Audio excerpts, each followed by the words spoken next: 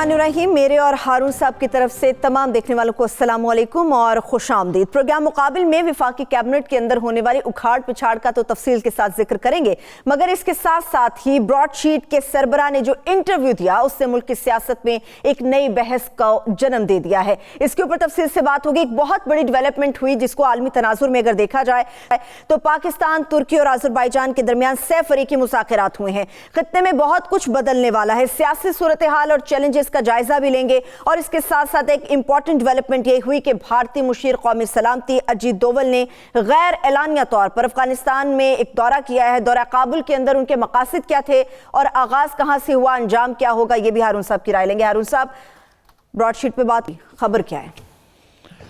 खबर ये है कि जनाब नदीम चंद का इस्तीफ़ा वज़ीर आज़म ने कबूल कर लिया। नदीम अफजल चंद की बात कर रहे हैं? जी, नदीम अफजल चंद वही हैं। कबूल हो गया?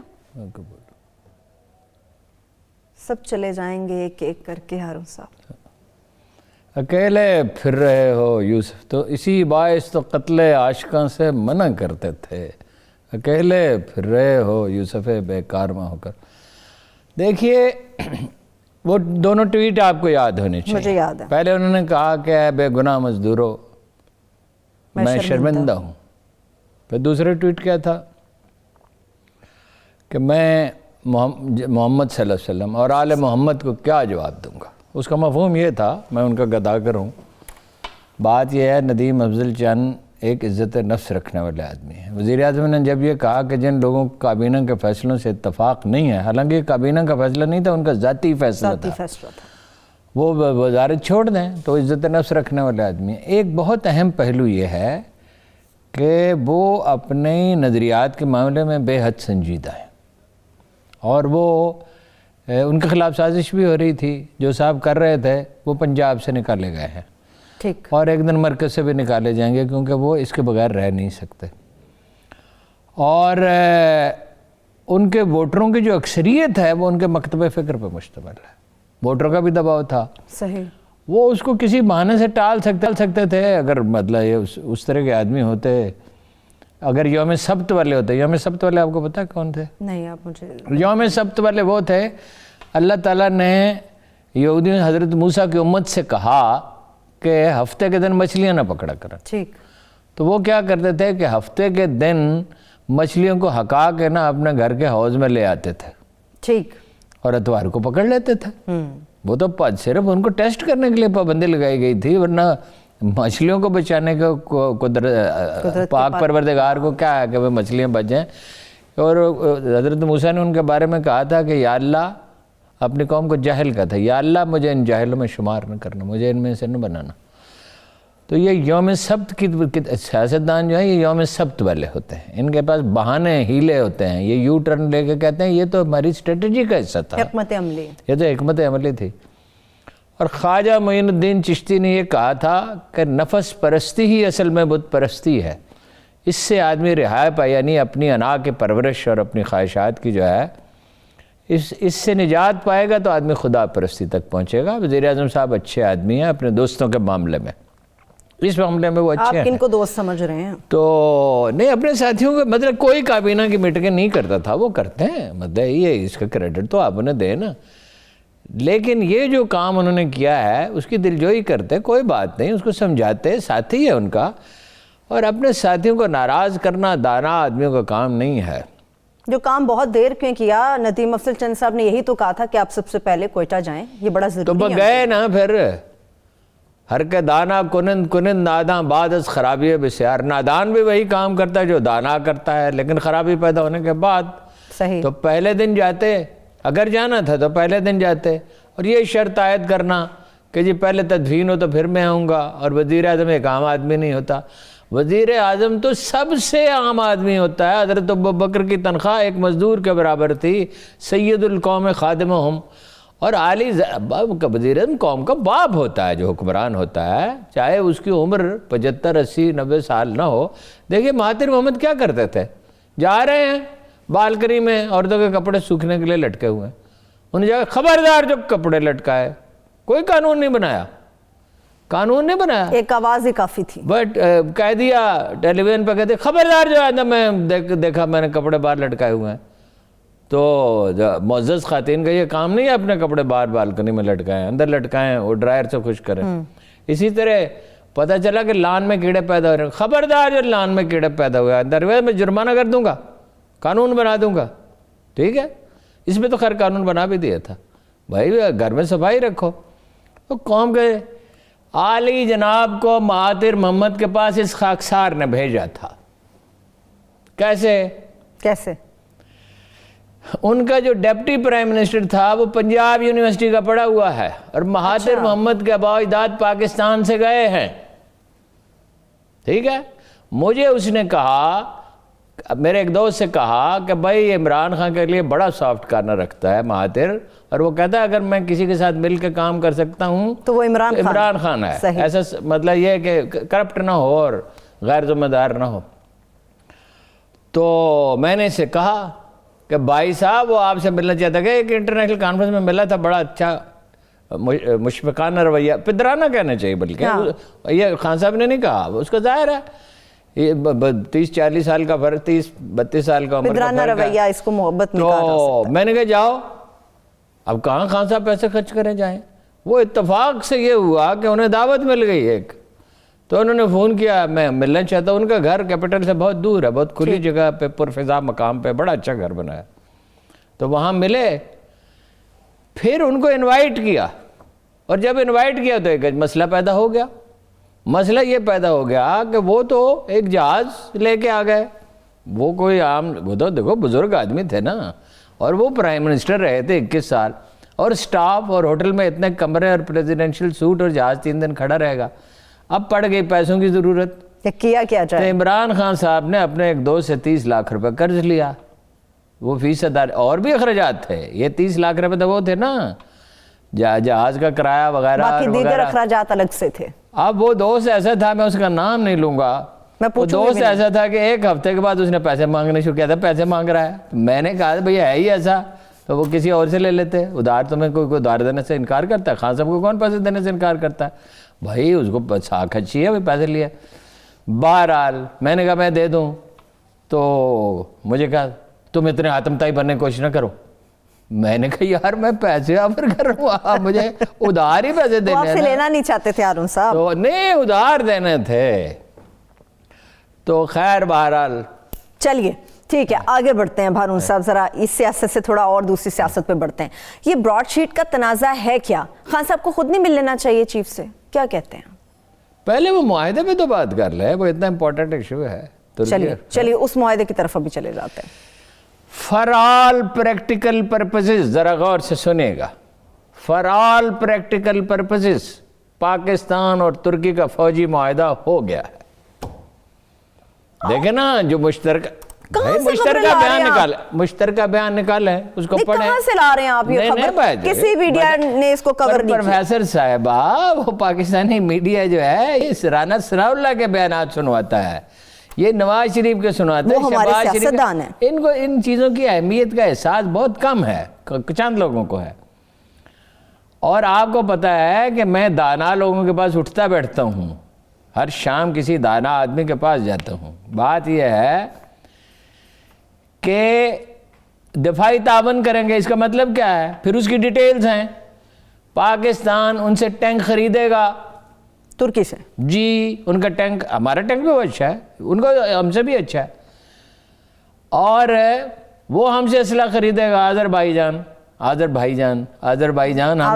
کر لیں, بھائی جان میں اور معاملات نکل آئیں گے. پاکستان کو ایک دوست مل گیا, انٹیلیجنس شیئرنگ ہوگی تینوں ممالک کے آپس میں. جی انٹیلیجنس شیئرنگ ہوگی, ترکی اور پاکستان کی. آذربائی جان کی آبویسلی ہوگی.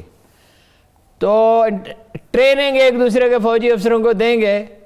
اب کسی چیز میں ہمیں مہارت حاصل ہے, ہماری ٹریننگ بہت اچھی معیار ہے, نو ڈاؤٹ. جناب رسالت مآب صلی اللہ علیہ وسلم کی پیش گوئی پوری ہو گئی. آپ نے فرمایا ایک بھی انڈیا میں مسلمان نہیں تھا, ایک بھی ترک مسلمان نہیں تھا. ترک تو بہت بعد میں مسلمان ہوئے, بہت بعد میں نہیں, بعد میں. آذربائی جان کا واقعہ سناؤں آپ کو, قبول اسلام کا. آذربائی جان کے لوگ کیسے مسلمان ہوئے؟ حضرت عثمان غنی نے بھیجا لشکر، اور وہاں سے جو عیسائی پادری تھا اس نے خط لکھا اچھا کہ بھائی آپ کا تو ایک قانون اور قاعدہ طریقہ، آپ تو کسی قاعدے پہ چلنے والے لوگ ہیں، آپ دوسروں کی طرح نہیں ہیں. پہلے آپ وارننگ دیتے ہیں، اس کے بعد بھائی یا اسلام قبول کر لو یا جزیہ دو، یہ نہیں تو جنگ کرو.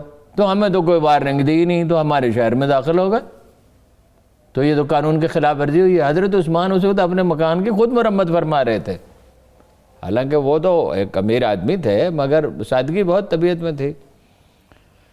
تو انہوں نے ایک رکا لکھ کے اس کو دیا، اس میسنجر کو. وہ بڑا حیران ہوئی، یہ کیسا بادشاہ ہے، بادشاہ تو وہ تھے ہی نہیں. انہوں نے ایک رکا لکھ کے دیا اور کہا جاؤ فلانے آدمی کو دے دو. وہ بڑا پریشان کہ بھائی کوئی بات ہی نہیں کی، کچھ بھی نہیں کیا. تو وہ فلانے آدمی کو، وہ جج تھا، جج 7 ہوتے تھے آرمی کے، یہ دنیا کی واحد فوج تھی جس کے ساتھ جج ہوتے تھے. اس کو کہا کیس کی سماعت کرو. اس نے کیس کی سماعت کی اور حکم دیا کہ مسلمان فوج آذربائیجان سے نکل جائے. کیسا کبھی تاریخ میں ایسے نہیں ہوا. ایسے واقعے کبھی نہ. ایک واقعہ جناب عمر بن خطاب کے زمانے میں جناب خالد بن ولید نے بھی فیصلے نہیں جناب عبیدہ بن جراح نے، امین امت عبیدہ بن جراح نے، عبیدہ بن ابی جراح. تو وہ تو باہر نکل گئے. اب سارا شہر ہکا بکا، بھائی دنیا میں کوئی فوج قبضہ کر لے، مال غنیمت سمیٹ لے، حکمرانی اس کی قائم ہو جائے، اتنی طاقتور آرمی ہے. یہ کیا ہوا؟ وہ جب شہر سے باہر گئے وہ پیچھے سے بھاگے. انہوں نے کہا اللہ کے بندو ان کو بلاؤ، ایسے لوگ، یہ آدمی تھوڑی تو فرشتے ہیں. آذربائیجان کے لوگ مسلمان ہو گئے. یہ ترک ہیں نسلی طور پہ. مکتب فکر سے دلچسپ بات یہ ہے کہ ان کا تعلق ایران سے ہونا چاہیے، اسکول آف تھاٹ کے اعتبار سے. لیکن عجیب بات ہے کہ وہ اپنی نسلی شناخت کو زیادہ اہمیت دیتے ہیں. اور یہ دو ملک نہیں، یہ 2 ملک ہیں، قوم ایک ہے، ترکی اور آذربائیجان. اور آذربائیجان نے ہمیشہ ہماری حمایت کی ہے بین الاقوامی معاہدے. ہمیں ایک نیا دوست مل گیا ہے. نمبر 1 ترکی اور چین کے ساتھ ہمارے تعلقات میں پچھلے 3 مہینوں میں بے حد گہرائی آ گئی ہے. چینیوں نے ہمیں بہت کچھ دیا ہے، انڈین میڈیا چیخ رہا ہے. ترکی کے ساتھ عملاً ہمارا دفاعی معاہدہ ہو گیا ہے. وہ مشاق طیارے انہوں نے خریدے ہیں اور اسلحہ بھی خریدیں گے. نائجیریا نے بھی F-17 طیارے تھنڈر جو ہے وہ خریدے ہیں. ایک اور ملک بھی خریدنا چاہتا تھا، اسے امریکہ اور انڈیا نے روک دیا.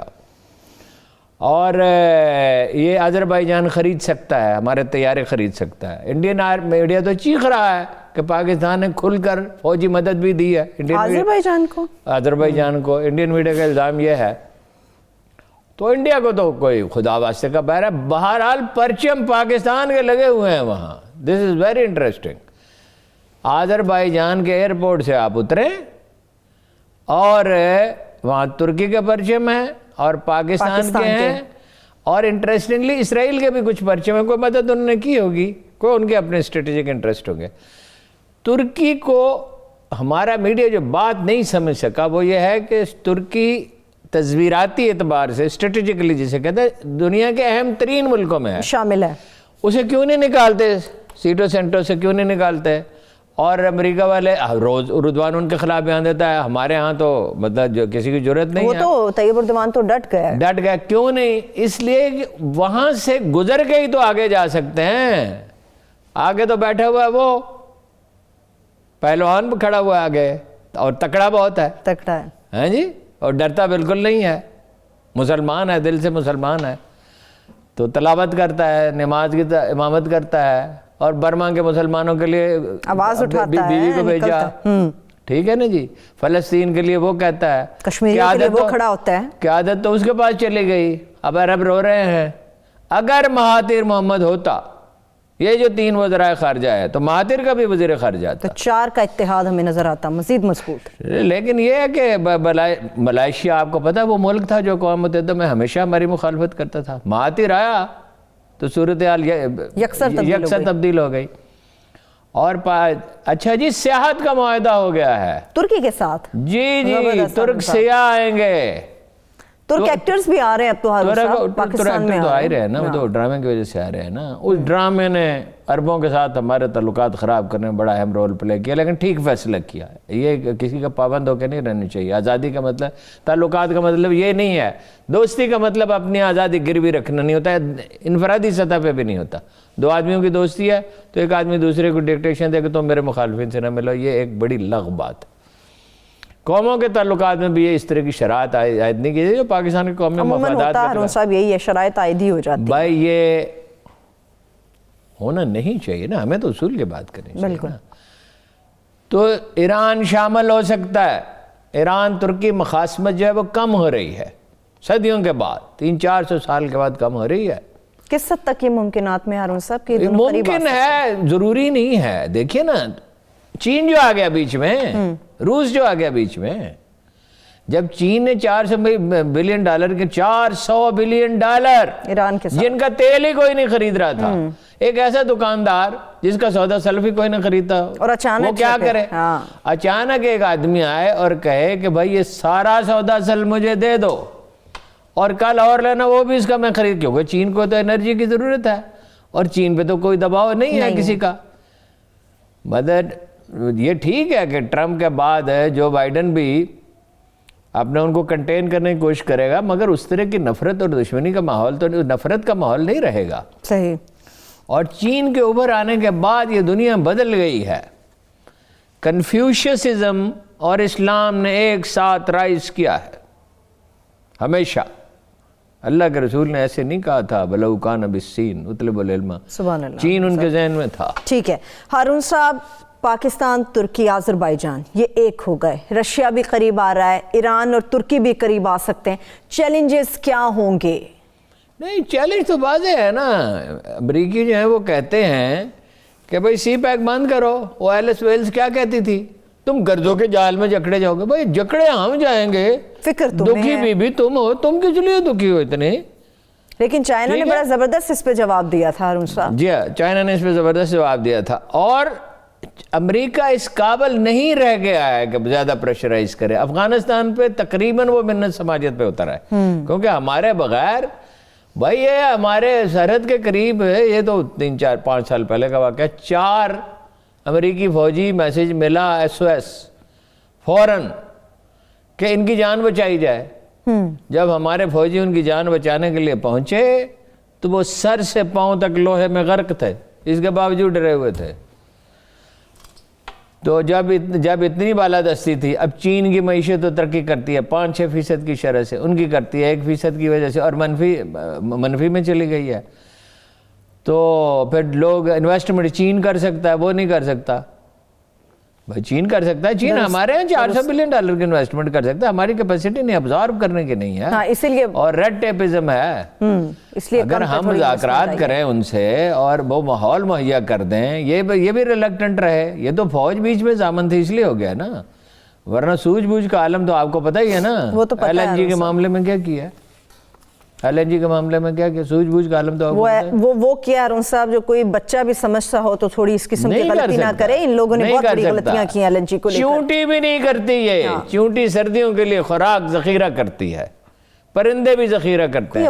بابر ندیم نے, میرا کرپشن کا معاملہ نہیں, اللہ بہتر جانے, اگر آیا تو میرے علم میں نہیں, ہم بلا وجہ الزام تراشی نہیں کرنی چاہیے. بات یہ ہے کہ یہ تو بہت پہلے جب گیس بہت سستی تھی میں نے کالم لکھا تھا بھائی مستقبل کے لیے خرید لو, اس وقت اتنی سستی ہے جس کی بات نہیں. اب تو پٹرول کی قیمت بڑھ رہی ہے, اب بڑھا دی نا, پھر دوبارہ بڑھا دی نا. نہیں تو جب سستی تھی, یہ کالم میں اس وقت لکھا ہے بھائی گیس کے بھی معاہدے, آپ کے پروگرام میں بھی کہا تھا, آپ کو یاد نہیں ہے؟ مجھے یاد ہے, مجھے خیال نہیں رہا, ورنہ کلپ نکلواتے اس بھائی گیس بھی خرید لو, لانگ ٹرم معاہدے کر لو. اس میں تو کرونا پھیلا ہوا تھا نا, تو آپ پریڈکشن یہ تھی کہ اگلے سال 2021 کے آخر تک ختم ہوگا. گیس کے بھی معاہدے کر لیتے, پٹرول کے بھی کر لیتے, لیکن اتنی دور اندیشی کہاں سے آئے؟ یہ خان صاحب سے جب دھرنے کا کر رہے تھے تو میں ان کی خدمت میں حاضر ہوا, دھرنے کا اعلان کر رہے تھے 5 لاکھ آدمی جمع کروں گا. مجھے افسوس ہے یہ جملہ کہتے ہوئے, میں ان کی عزت کرتا ہوں, ملک کے ہمارے وزیر اعظم ہیں, میں نے کہا یہ لونڈے لپاڑے تمہیں مروا دیں گے, محمود شام صاحب بیٹھے ہوئے تھے ساتھ, اور بھی بہت سے گواہ, بہت سے اس کے 10 گواہ موجود ہیں. انہوں نے کہا میں تمہیں 1 لاکھ تو صرف موٹر سائیکلوں والے ہوں گے. میں نے کہا 50,000 بھی نہیں ہو سکتے. آج کل تو لوگ کرکٹ میچ ٹی وی پہ دیکھتے ہیں. بھائی ارد گرد کے لوگ صحیح مشورہ بھی نہیں دیتے. ٹھیک ہے ایک آدمی سے غلطی بھی ہو جاتی ہے, میں کوئی انہیں مورد الزام نہیں کر رہا. جن کی ذمہ داری ہے, بابر ندیم صاحب کیا کر رہے تھے, اور یہ کیا کر رہے تھے اکبر شہزاد, یہ کیا کر رہے تھے یہ براڈ شیٹ کے معاملے میں؟ شہزاد اکبر صاحب کیا کر رہے تھے؟ سوئے پڑے رہے, ان کی ڈیوٹی ہے. 2 ہفتے نہیں ہوئے تھے, بات تو اس میں بعد میں کرتے ہیں, 2 ہفتے ہوئے تھے صرف اکبر شہزاد صاحب کو لگے ہوئے, اور خان صاحب نے کسی کو بلایا اور کہا میں اس کو فارغ کر رہا ہوں. مگر اس کے پاس کوئی ہنر ہے, گیدڑ سنگی ہے کوئی. وہ امیر المومنین ہارون رشید کی خدمت میں کنیز پیش کی گئی اور ان سے کہا گیا اس کی قیمت 1 لاکھ دینار ہے. ٹھیک. دیکھیں یہ جو غلام اور کنیزیں تھیں نا, لوگوں کے پاس بہت مسکنسیپشن ہیں, جو لوگ تاریخ نہیں پڑھتے. ان میں سے بعض چونکہ انسان تھے, ان کی صلاحیتیں تو اتنی ہی تھیں نا جتنی تو. بعض لوگ بہت بڑے خطاب تھے, اوریٹر تھے, بہت بڑے بڑے عظیم فنکار تھے, مطلب میوزک میں کسی بھی چیز میں بہت فنون جانتے تھے نا. تو آرٹسٹ تھے کئی بدل جس طرح آزاد آدمی تھے, شاعر, ادیب, تو اس میں تو بہت, اب یہ موقع نہیں ہے میں آپ کو واقعات سناؤں, آپ حیرت زدہ رہ جائیں. ان میں ایک ایسا بھی آدمی تھا کہ یہ حکم دیا گیا تھا کہ اس کے ہوتے ہوئے مکہ مکرمہ میں کوئی شخص فتویٰ نہیں دے سکتا. غلام تھا, اسے آزاد کر دیا. پھر اس کے مالکن نے کہا اتنا بڑا آدمی ہے, اس کے ہوتے ہوئے کوئی دوسرا فتویٰ نہیں دے سکتا. تو اسے کہا کہ 1 لاکھ دینار اس کی قیمت ہے امیر المومنین. اس نے ہارون رشید نے پوچھا اس کے ہاتھ میں کون سا ہنر ہے؟ ظاہر ہنر ہے تو قیمت ہے نا. تو کسی نے کہا کہ اس کے ہاتھ میں نہیں, اس کے پاؤں میں ہنر ہے. سمجھ گئے میں آپ کی بات. ٹھیک ہے نا, رقاصہ ہے. تو کچھ لوگوں کے ہاتھ میں ہنر ہوتا ہے, کسی کے پاؤں میں ہنر ہوتا ہے, کسی کی زبان میں ہنر ہوتا ہے. کوئی ہنر تو ہوگا. چلے میں بریک کی طرف اب جا رہی ہوں. اب اس کے بعد تو بریک ہی بنتی ہے. ایک چھوٹی سی بریک کی طرف چلتے ہیں, بریک سے واپس آئیں گے تو براڈ شیٹ کا اصل میں تنازع ہے کیا, اس کے اوپر تفصیل سے بات کریں گے. ہمارے ساتھ رہیے.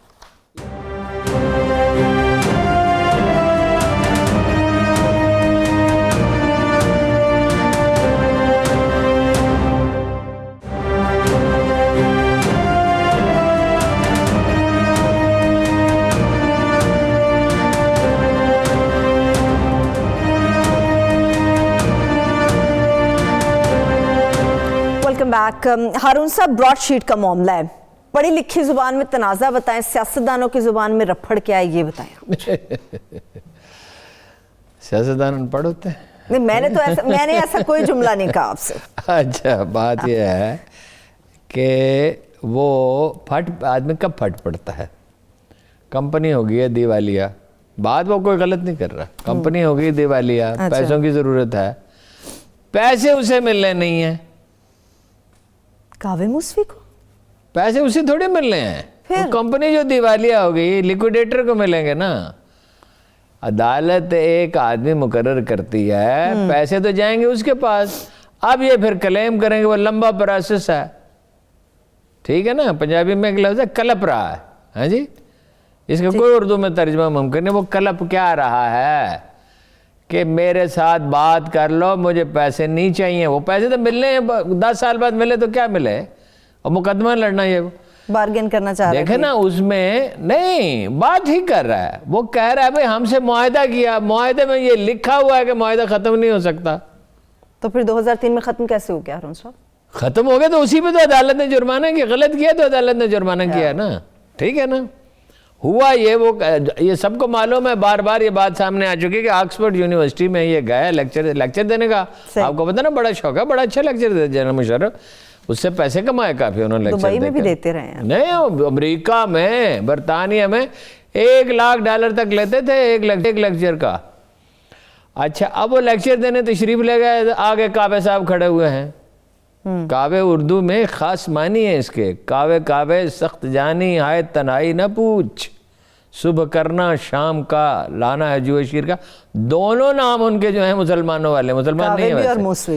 کعبے یہ پاکستانی عوام پہ یہی گزر رہی ہے نا، کعبے کعبے سخت جانی ہائے تنہائی نہ پوچھ، صبح کرنا شام کا جانا ہے لانا ہے جوئے شیر کا. وہ کہتا ہے پاکستانی عوام کو پتہ ہونا چاہیے، اور وہ بہت خوش تھا. کل تو اتنا خوش تھا کہ جس کی کوئی حد ہی نہیں. وہ جو انٹرویو دھڑا دھڑا ہو رہے تھے نہیں، خوش بہت تھا. کہہ رہا تھا کہ پاکستانی عوام نے جس رد عمل کا اظہار کیا ہے تو یہ ایک زندہ، خلاصہ اس کا یہ تھا کہ ایک زندہ قوم کی نشانی ہے.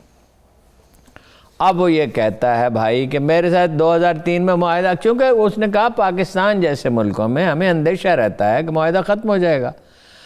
اچھا کتنے پیسوں کا اس نے سراغ لگایا؟ باقی تو چھوڑ ہی دیں، صرف ایک رقم ایسی ہے نواز شریف صاحب کی، $1 بلین جو سعودی عرب سے گئی سنگاپور.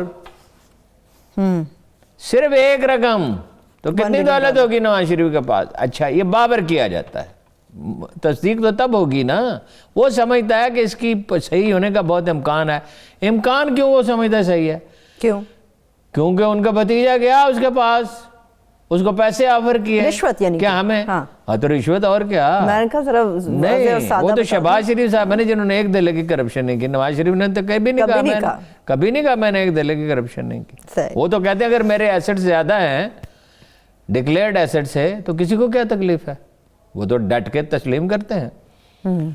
اور رہ گئی بی بی مریم نواز، تو لندن تو کیا ان کی پاکستان میں بھی کوئی جائیداد نہیں ہے. شہباز شریف صاحب ایک دلے کی کرپشن نہیں کرتے، ٹھیک ہے، نہ حمزہ کرتا ہے نہ سلیمان کرتا ہے. ساری کرپشن یا آپ نے کی یا میں نے کی. نہیں ہارون صاحب ہم نے نہیں کی. تو یہ کیمرہ مینوں نے کی ہوگی. اچھا میں نہیں کچھ کہہ سکتا. اچھا تو گزارے یہ ہے کہ وہ $1 بلین جو ہیں وہ انہوں نے کہا ہمیں کلیئر کر دیں، اور یہ فلیٹ بھی کلیئر کر دیں. $20 کروڑ 20 کروڑ روپے میرا خیال بنتے ہیں. $25 ملین تھے شاید. بہت بڑی رقم تھی، بڑی رقم تھی. دیکھیے نا، وہ غلطی لگ سکتی ہے، غلطی نہیں. آفر $25 ملین کی. $25 ملین لے لیں. $25 ملین سوچئے، 40 کروڑ روپے. اثاثے کتنے ہوں گے جو 40 کروڑ کی آفر کر رہے ہیں انہیں؟ نہیں، یہ تو آفر تھی نا، اسے زیادہ دے دیتے. انہوں نے کہا ہم نہیں کرتے معاملہ مجرموں کے ساتھ. مشتبہ کہنا چاہیے، مجرم تو وہ ثابت ہوں گے نا. تو اب گیا جی شہزاد اکبر صاحب برادرم، جن کی شکل پہ اتنی معصومیت برستی ہے کہ میں حیران ہوتا ہوں، یار اتنی معصومیت بھی شکل پہ ہو سکتی ہے. صاحب ہوتی آپ. اچھا وہ اپنا جو ہے گئے تو کہتے ہیں جو جرمانہ ہوئے نا اسی میں $2 ملین کم کر دیں. اب وہ کہہ رہا ہے کہ اے میرے عقل مند بھائی، اس نے تو بہت دوسرا لفظ کہا تھا، میں کہہ رہا ہوں عقل مند بھائی. اے میرے عقل مند بھائی، $1 بلین زیادہ ہوتے ہیں یا $2 ملین زیادہ ہوتے ہیں؟ اچھا بتا دیا ہوگا شہزاد اکبر صاحب نے. شہزاد اکبر صاحب نے سے کہا بھائی تمہیں $1 بلین مل سکتے ہیں. اگر یہ ثابت ہو جائے تو اب تو انٹرنیشنل لاز مختلف ہیں نا، FATF کو ذہن میں رکھیں. جی تو وہ سنگاپور کی حکومت ہمیں $1 بلین اگر دے دیتی، $1 بلین کتنے روپے ہوتے ہیں؟ سر میرے پاس کبھی اتنی رقم نہیں. 150 ارب روپے. پنجاب، سندھ، بلوچستان، پختونخوا، آزاد کشمیر، گلگت بلتستان کے ہیلتھ کا بجٹ لے لیں یا ایجوکیشن کا، اس سے زیادہ ہیں. اس سے بھی زیادہ ہیں جی. کئی درجن یونیورسٹیاں بن سکتی ہیں. IT میں آپ اس کو لگا دیں تو ایک وقت آئے گا اس کو کھپا دیں $1 بلین کو کہ $2-3 بلین آپ سالانہ کما رہے ہوں گے. بہت بڑی رقم ہے. ٹھیک ہے. اب وہ کہہ رہا ہے کہ بھائی آپ عجیب لوگ ہیں، آپ کو $1 بلین ملنے کا امکان ہے اور آپ $2 ملین کی بات کر رہے ہیں. دوسری بات وہ یہ کہتا ہے کہ جنرل امجد جب تک رہے، جنرل امجد بہت کلین چیئرمین نیب جب تک رہے، ہر چیز ٹھیک تھی، بڑا تعاون ہو رہا تھا. اب اس نے آکسفورڈ یونیورسٹی میں جا کے مشرف کو پکڑا کہ بھئی یہ آپ نے کیا کیا، معاہدہ کیسے؟ اس نے کہا وہی تو الیکشن جیت کے آ گئے. اس نے کہا ایک وزیر داخلہ بھی ان میں سے بن گیا تھا، 200 آدمی کی فہرست تھی نا. انہوں نے کہا نواز شریف اور زرداری خاندان کے پیچھے پڑ جاؤ اور بے نظیر پیچھے پڑ جاؤ. اس نے کہا نا میں یہ نہیں، بے نظیر زندہ تھے، یہ نہ کہا. اب ان کو شہید کہتے ہیں، شہید رانی کہتے ہیں. چلیے سبحان اللہ. نہیں چلیے میں یہ کام نہیں کرتا. میں کوئی تاریخ کو بدلا نہیں جا سکتا. کرپشن کی ہے بے نظیر نے ڈٹ کے کی ہے. اللہ اسے معاف کر دے. وہ غفور الرحیم ہے, میں نہیں کہہ سکتا کہ کسی کے لیے برا تو نہیں سوچنا چاہیے. اچھا اب وہ کہتا ہے کہ بھائی میں نے کہا وچ ہنٹنگ نہیں کروں گا, یعنی کسی خاص پہ نشانے بازی نہیں کروں گا, سیاسی بنیادوں پہ کسی کو نشانہ نہیں بنایا جائے گا. تو بس سارے 200 آدمیوں کی تحقیقات ہوگی. ٹھیک. حالانکہ ان تو فیس لینی تھی, اگر وہ بے اصول آدمی ہوتا تو وہ کہتا بالکل ٹھیک ہے. ان کا مطلب تھا کہ انتقامی کارروائی کا حالانکہ اس میں قانون کی خلاف ورزی بھی نہ ہوتی. برطانوی حکومت کو اس سے کیا ہے کہ کس کے خلاف کر رہے ہیں تحقیقات, بس وہ انتقامی کارروائی کا حصہ نہیں بننا چاہتے. 2003 میں وہ یہ انہوں نے پھر گڑبڑ شروع کی, اور سب سے بڑی گڑبڑ, اس سے بھی بڑی ہے گڑبڑ, کیا وہ جو معلومات دیتے تھے نیب کو, وہ ملزموں کو بتا دیتے تھے جا کر. آپ کا مطلب ایک کمپنی؟ نہیں, وہ کمپنی براڈ شیٹ والے جو معلومات نیب کو دیتے تھے, یا کہ ملزموں کو بتا رہے تھے, ملزموں کو وہ اپنا بندوبست کر لیتے تھے. پیسے سنگاپور سے جو پہنچے, سعودی عرب سے سنگاپور اگر پہنچے ہیں اور سوئٹزرلینڈ سے بھی منتقل ہو گئے اور فلاں جگہ سے بھی اور برطانیہ سے بھی منتقل, وہ ملزم کو معلومات مل گئیں تو وہ جرم کا نشان مٹا دے گا. آپ کا مطلب ہے اکاؤنٹ مستند ہوتا تھا, رقم غائب ہوتی تھی. رقم مطلب ظاہر ہے کیا ہوگا نا, obvious ہے نا. نیب والوں کو معلومات, اس کا مطلب ہے نیب میں زرداری صاحب کے بھی آدمی ہیں, نواز شریف صاحب کے بھی آدمی ہیں, تو صحیح نا, ٹھیک ہے نا. ایک اور اس معاملے کا بڑا پہلو ہے, یہ کتنی افسوسناک بات ہے. اس معاملے کے بہت سے اہم پہلو ہیں. اس معاملے کا ایک پہلو یہ ہے کہ بھائی اول تو آپ کو اپنی کیپیسٹی بلڈنگ کرنی چاہیے تھی. پاکستانی افسر کے کہنے پہ میں آپ کو کئی بار بتا چکا ہوں, 500 PhD ترک پولیس میں پیدا ہوئے, انہوں نے کرائے. تو وہ ترکی کی آبادی تو 7-8 کروڑ ہے اور جرم بھی زیادہ نہیں ہے, تو ہماری تو 22 کروڑ, ہم 500 PhD کیوں نہیں کر سکتے. اکراس دا سویز ایشیا میں پہلا PhD وائٹ کالر کرائم میں ایک پاکستانی تھا, جس نے جاپنیز پولیس کو بھی ٹریننگ دی, جس نے جا کے برٹش پولیس کی بھی مدد کی, جو اس وقت ٹریک 2 مذاکرات کر رہا ہے افغانستان کے ساتھ, جو دنیا کی بڑی بڑی کرمنالوجی ڈپارٹمنٹ جو ہیں وہ اپنے پرچے اس کو مارکس لگانے کے لیے بھیجتے ہیں, جو ٹاپ امریکن تھنک ٹینکس کا ممبر ہے. اچھا بھائی, یہاں کیپیسٹی بلڈنگ کرتے, اپنے 100-150 پولیس افسروں کو بھیجتے, نیب والوں کو بھیجتے, ان کی ٹریننگ کراتے. وائٹ کالر کرائم تو بہت مشکل ہوتا ہے. امریکہ کا کتنا پیسہ جو ہے ملک سے باہر پڑا ہوا ہے, گیس اٹ, اندازہ لگائیں کتنا باہر پڑا ہوا ہے. مجھے اندازہ نہیں آ رہا. 15 سے 16 ٹریلین ڈالرز. جی, وائٹ کالر کرائم بہت مشکل ہوتا ہے, یہ شہزاد اکبر کے بس کی بات نہیں ہے. ایک بریک سے واپس آ کے یہ بھی بات کریں گے, خان صاحب لاہور کے دورے پر ہیں, اس کے اوپر بات ہوگی, اور اس کے ساتھ ساتھ بات کریں گے بھارت کے قومی سلامتی کے مشیر اجیت دوول کن مقاصد کے حصول کے لیے کابل کے دورے پہ گئے. ہمارے ساتھ رہیے.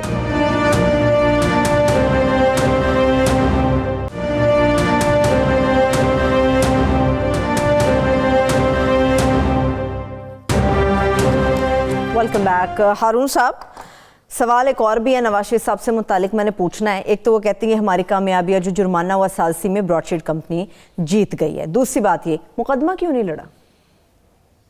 پہلے وہ وزیر داخلہ کا نام تو آپ مجھے پوچھ لیں, آپ خود ہی بتائیں. جو اس نے کہا وہ وزیر داخلہ ہو گیا تھا, جی, وہ تھے جناب آفتاب شیرپاؤ. ان کے $5 لاکھ ملک سے باہر پڑے تھے. مطلب کمیشن کے اوپر بات کر 2002 سے 2007 تک جو حکومت تھی, میں اس حکومت کی بات نہیں, مجھے نہیں پتا وہ پیسے کہاں سے انہوں نے لیے تھے. وہ ملک سے باہر پڑے تھے $5 لاکھ. ٹھیک ہے نا, مشرف نے یہی کہا تھا نا کہ وہی تو جیت کے آ گئے ہیں, اب ان کے خلاف میں کیا کروں. ٹھیک ہے. اچھا, یہ جو انہوں نے کہا نا نواز شریف صاحب نے کہ بھائی وہ ہمیں کلیئر قرار دے دیا ہے, تو وہ جب سپریم کورٹ کا فیصلہ آیا تھا نا پاناما میں پہلا, تو اس وقت بھی انہوں نے مٹھائیاں بانٹی تھی اور چہرے کھل اٹھے تھے. بعد میں مجھے یاد ہے وکٹری کے سائن نشان بنا رہے تھے. یہ بھی وہی معاملہ ہے, اس میں ان کی اتنی رسوائی ہوگی جس کی کوئی حد نہیں. بہت عرصہ پہلے میں نے لکھا تھا کہ شریف خاندان کا انجام بھٹو خاندان سے بدتر ہوگا. میں آج بھی اس پہ قائم ہوں, اس لیے کہ پیپلز پارٹی والے اپنے آپ کو پارسا بنا کے پیش نہیں کرتے. جھوٹ تو حسب توفیق بولتے ہیں, مگر زرداری صاحب یہ بھی کہہ دیتے ہیں کسی کے اکاؤنٹ میں اگر میرے پیسے نکل آئے تو وہ قصوروار ہے. مطلب اشارتاً کہتے ہیں ہاں قصور میں نے کیا لیکن پکڑا نہیں جاؤں گا. یہ تو کہتے ہیں نا ہم کرائم بھی کریں گے اور ہمیں مقدس اور پارسا بھی سمجھا جائے. ہارون صاحب ٹھیک ہے, ایک یہ پہلو ہے. دوسرا کیا سوال کیا تھا؟ دوسرا سوال بھی میں پوچھتی ہوں, اتنے وفادار لوگ ہیں نواز شریف صاحب کے دائیں بائیں, آپ سمجھتے ہیں کہ ان کا انجام برا ہوگا زرداری خاندان سے؟ یہ کیا بات ہے؟ انجام کا فیصلہ اس مالک و پروردگار نے کرنا ہے جس نے انسانوں کو بنایا ہے. بے شک. فرعون کی ساری قوم اس کے ساتھ تھی نا, پھر اس کو بچا لیا, وہ قوم بھی غرق ہوئی, فرعون بھی غرق ہوا. اور جناب جبرائیل علیہ السلام نے کہا سرکار سے کہ جب فرعون کو وہ پانی چڑھ آیا تو میں نے جلدی سے اس کا سر دبایا, کہیں اللہ تعالیٰ اس پہ رحم نہ کر دے, یہ کہیں ایمان ہی نہ لے اور پھر اس کو چھوڑ دے. تو بات یہ ہے کہ ہر فرعون نے, ہر ظالم نے, ہر متکبر نے اور ہر لٹیرے نے, ہر خائن نے رسوا ہونا ہوتا ہے. جناب رسول اللہ صلی اللہ علیہ وسلم کا قول مبارک یہ ہے, کوئی اس دنیا سے اٹھے گا نہیں جب تک اس کا باطن بے نقاب نہ ہو جائے. آپ خلق خدا کو دھوکہ دے سکتے ہیں, ویسے تو ابراہیم لنکن نے کہا تھا کہ آپ کچھ سب لوگوں کو کچھ دن دھوکہ دے سکتے ہیں اور کچھ لوگوں کو ہمیشہ دھوکہ دے سکتے ہیں. سب لوگوں کا, Abraham Lincoln was a great philosopher political science کا, سب لوگوں کو ہمیشہ دھوکہ نہیں دے سکتے. ہر دھوکے نے بے نقاب, ہر جرم کا ایک سراغ ہوتا ہے. تو رسوائی تو ان کی قسمت میں لکھی ہے. یہ سارا ڈرامہ جو کر رہے ہیں نا مولانا فضل الرحمان اور زرداری صاحب اور نواز شریف صاحب, یہ سارے سودے بازی کے لیے کر رہے ہیں. پٹھان نہیں مانتا, دوسرے مان جاتے ہیں. دوسرے تو یہ بھی مان گئے تھے کہ اس میں اپنا جو ہے کر لیں, ترامیم کے لیے بھی کچھ لوگ مان گئے تھے اسٹیبلشمنٹ میں. صاف الفاظ میں آپ کو بتا رہا ہوں, پٹھان نہیں مانتا. نہ ایسا کہیں, ملک کا وزیر اعظم ہے تو اچھا کام کر رہا ہے نا, نہیں مانتا تو یہ کہہ دینا عمران خان نہیں مان رہا. ہاں تو پٹھان ہے نا, وہ خود کہتا ہے میں پٹھان ہوں. اچھا وہ کہتے ہیں میں خان ہوں, وہ اس سے بھی سخت بات کہتا ہے. اچھا چلیے ریکارڈ پہ ہے, وہ ریکارڈڈ ہے, میں تھوڑی کہہ رہا ہوں. وہ کہتا ہے اللہ تعالیٰ نے کچھ انسان پیدا کیے, کچھ پٹھان پیدا کیے, اور اس کی توجیہ یہ کرتا ہے کہ ان کو دبایا, امریکہ ان کو دبا نہیں سکتا. پٹھان بڑے مضبوط قوم ہے, مجھے بس میں اسی لیے اسی سینس میں کہہ رہا ہوں. دوسرے سوال کی طرف میں تو اسی پازیٹیو سینس میں کہہ رہا ہوں. ہمارے بھائی ہیں, مطلب روس کو شکست دی, امریکہ کو شکست دی, بہادر جنگجو قوم, تاریخ میں ان کا نام رہے گا ہمیشہ. مقدمہ کیوں نہیں لڑا نواز شریف صاحب نے؟ لو بھائی, مقدمہ تو ان کے ہی خلاف تھا, نواز شریف اور زرداری صاحب کے خلاف.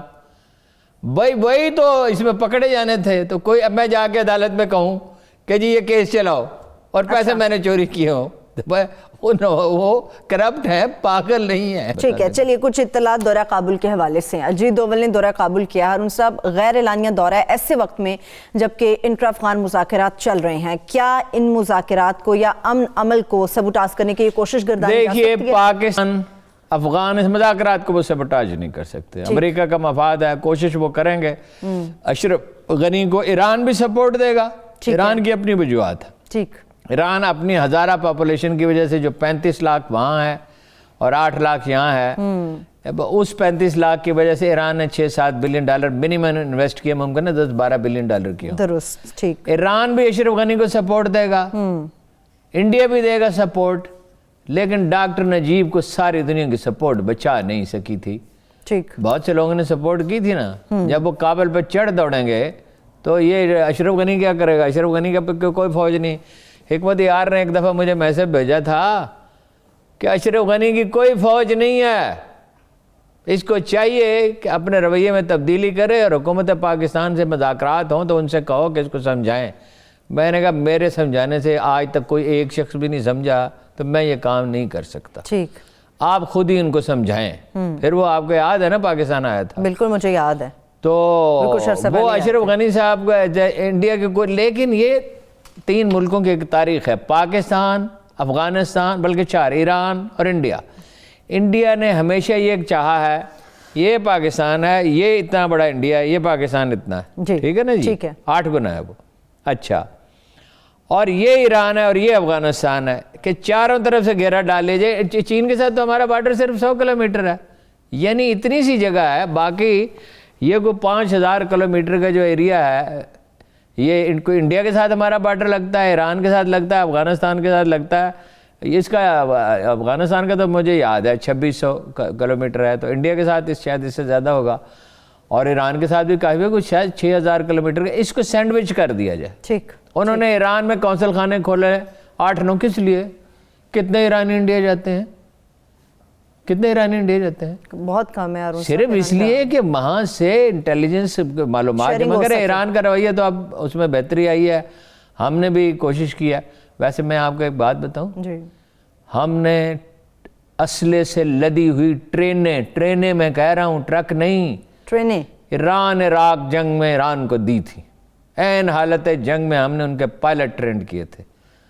کچھ چیزیں ہیں جو پاکستانیوں نے بڑی دانائی کا، ضیاء الحق کے زمانے میں، ضیاء الحق تو لوگ کہتے ہیں مارشل لاء حکمران، ان کو پتہ ہی نہیں ضیاء الحق کیا تھا۔ ضیاء الحق کا پاکستان اتنا مضبوط ہے جس کی اوقات نہیں۔